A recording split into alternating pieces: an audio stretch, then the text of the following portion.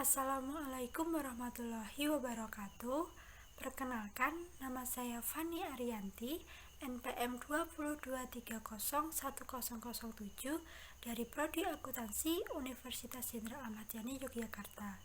Di sini saya akan menjelaskan mengenai contoh-contoh dari perilaku bermoral dan tidak bermoral.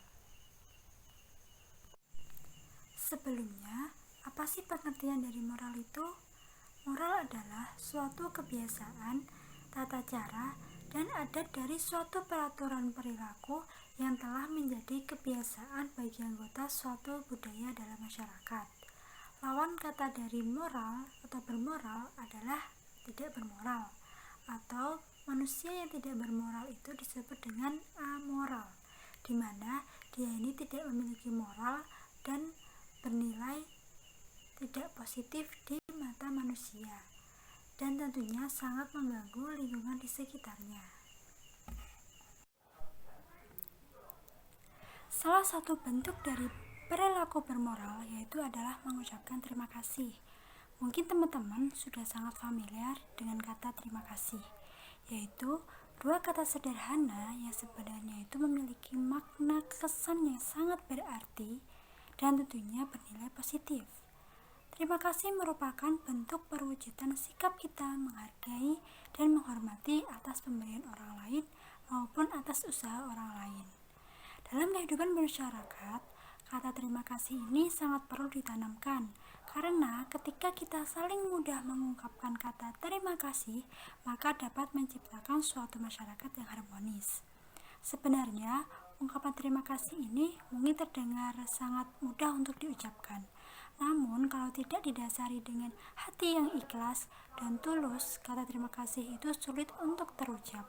Maka dari itu, untuk membiasakan mengucapkan kata terima kasih perlu diterapkan sejak sedini mungkin. Misalkan nih, kita punya adik, saudara, keponakan, kerabat yang masih kecil, kita bisa menanamkan perilaku berterima kasih kepada anak kecil, agar nantinya si anak ini dapat tumbuh menjadi anak yang bisa menghargai, menghormati lingkungan sekitarnya. Untuk kita yang saat ini mungkin masih sulit untuk mengucapkan terima kasih, cobalah untuk memulai mengucapkan terima kasih walaupun sekedar hal yang sangat kecil. Contoh selanjutnya adalah menerapkan toleransi. Perlu kita ketahui bahwa negara kita Indonesia merupakan negara yang sangat mempunyai kultur budaya yang sangat beragam, mulai dari agama, ras, suku, dan budaya. Maka dari itu, kita sebagai warga negara Indonesia harus mengedepankan nilai toleransi. Yang dapat kita terapkan adalah berteman dengan siapapun tanpa memandang apa agama dia, apa suku dia, karena kita adalah satu bangsa, satu Indonesia. Sikap saling hormat menghormati merupakan suatu perilaku yang harus kita terapkan dalam kehidupan sehari-hari, khususnya terhadap orang yang lebih tua. Misalkan dengan cara membungkukkan badan ketika lewat di hadapan orang yang lebih tua, kemudian berbicara yang sopan dan tidak meninggikan suara. Lalu untuk orang yang lebih muda dari kita, apa yang harus kita lakukan?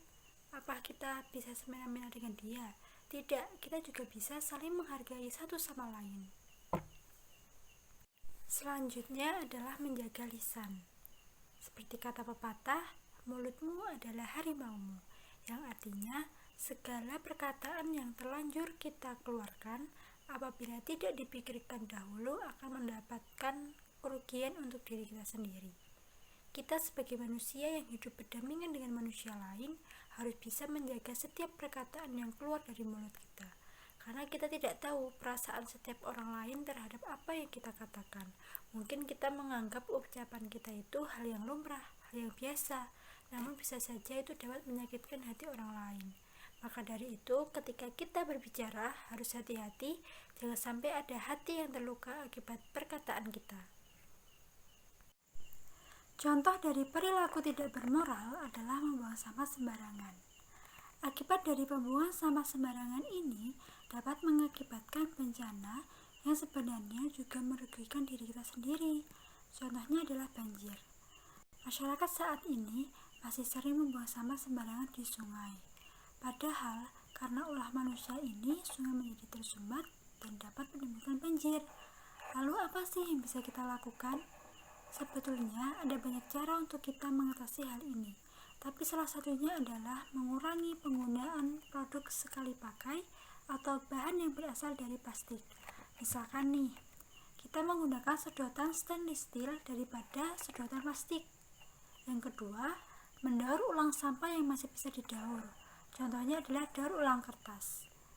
Dan yang tentunya kita harus membiasakan diri membuang sampah pada tempatnya.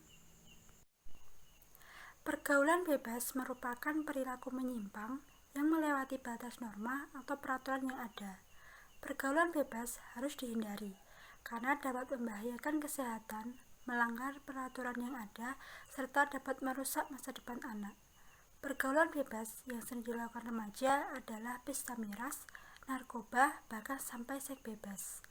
Pergaulan bebas bisa terjadi karena salah memilih lingkungan pertemanan, serta rasa penasaran dan sikap labil yang masih melekat pada remaja.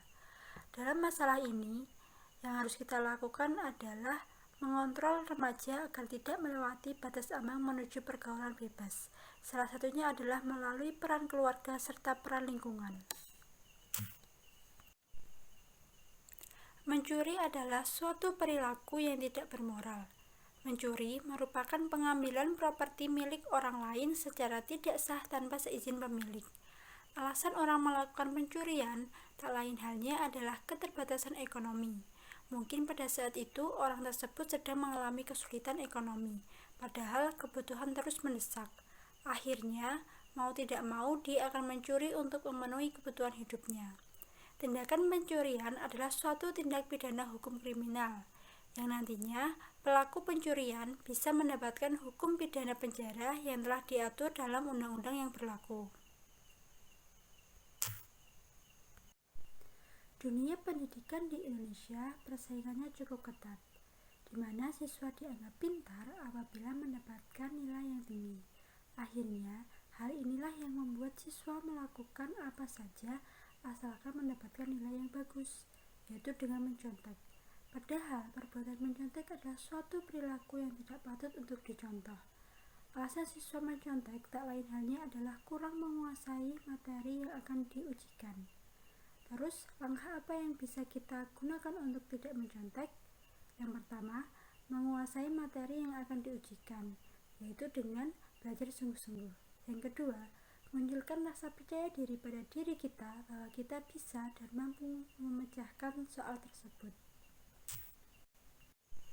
Sekian dari saya, kurang lebihnya saya mohon maaf. Wassalamualaikum warahmatullahi wabarakatuh.